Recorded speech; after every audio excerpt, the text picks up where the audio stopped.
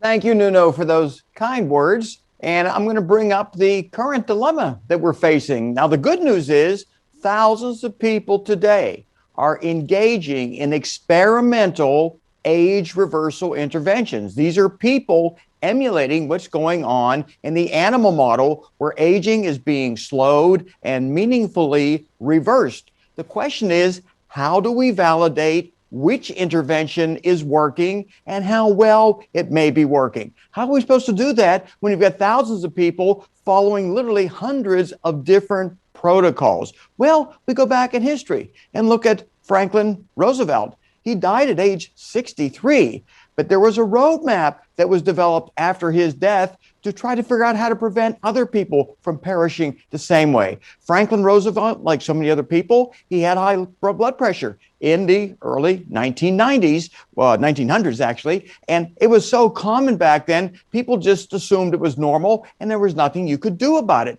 And so by age 50, he had chronic systemic high blood pressure. It was damaging his vasculature. It grew worse during his presidency, developed heart failure in 1945. He suffered a cerebral hemorrhage type stroke due to all of those decades of high blood pressure. And his blood pressure was over 300 millimeters of mercury systolic by the time he died. Can you imagine walking around with a 300 blood pressure reading when ideal levels are 115 or lower? But back in those days, people had these outlandishly high blood pressure levels, and there was nothing they knew to prevent or treat it. It was very challenging. So FDR died at age 63. And here I'm turning age 67 this year. I'm doing more than I've ever done in my life. And he was unable to sustain his life because there was nothing they could do at that time to treat hypertension. It wasn't even recognized as a degenerative illness.